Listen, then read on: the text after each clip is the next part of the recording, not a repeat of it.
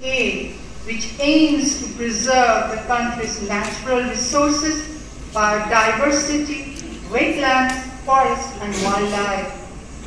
Though the provision itself is not directly enforceable by the court, nevertheless, the court has upheld the spirit of the provision in numerous judgments through other enforceable provisions. The landmark case in this regard is Dr. Mohiuddin Farooq versus Bangladesh, where the High Court Division held that the right to life guaranteed under Article 32 of the Constitution includes the enjoyment of pollution-free water and air, improvement of public health by creating and sustaining conditions congenial to good health and ensuring the quality of life consistent with human dignity. The Appellate Division in this regard observed in the same case that Articles 31 and 32 encompass within their ambit the protection and preservation of the environment, ecological balance, free from pollution of air and water, and sanitation, without which life can hardly be enjoyed. Same case contributed to the development of public interest litigation in Bangladesh, which allowed individuals and organizations to bring cases in the public interest without the need to demonstrate personal harm.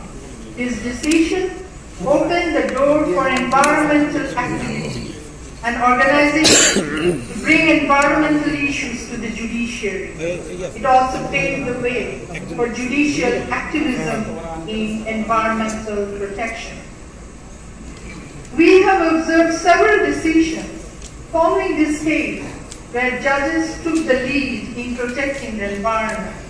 The industrial pollution case highlighted the severe environmental by unregulated industrial activity. In response, the High Court took significant measures to address industrial pollution, particularly its detrimental effects on the environment and public health. The case of Banglar Vumi versus Ministry of LGRD and others again reinforced the concept of the right to a healthy environment as part of the right to life guaranteed under the Constitution, priority in the decision-making process. In 2019, the High Court Division of the Supreme Court of Bangladesh delivered a judgment that captured global attention in connection with the case of Human Rights and Peace for Bangladesh and others versus Secretary of the Ministry of Shipping and others, popularly known as Turag River case. In this case, the recognition of Turag River as a legal person is a significant step in Bangladesh environmental protection efforts. The court declared all rivers in Bangladesh as living entities endowed with legal rights.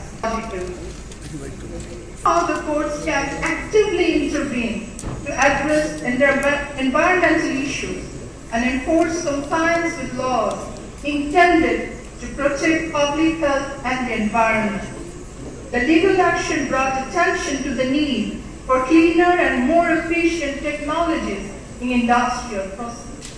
Though the lack of cooperation on the part of the executive sector made the implementation of the court's order difficult, the cases themselves played a pivotal role in strengthening the regulatory framework for industrial pollution control.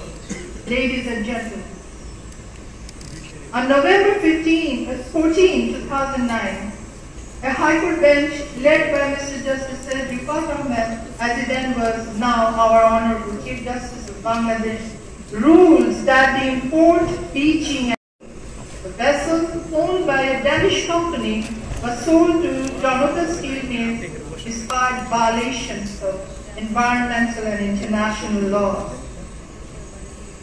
The court, citing assessments from the Bangladesh Atomic Energy Commission confirming radiation levels above safe limits, declared all permissions as illegal. For the first time, the High Court ruled that both buyers and international agencies are responsible for certifying ships as free from contamination and must be strictly regulated. Distinguished guests, we know that there is no alternative to international collaboration and cooperation for building a sustainable and greener future for the upcoming generation.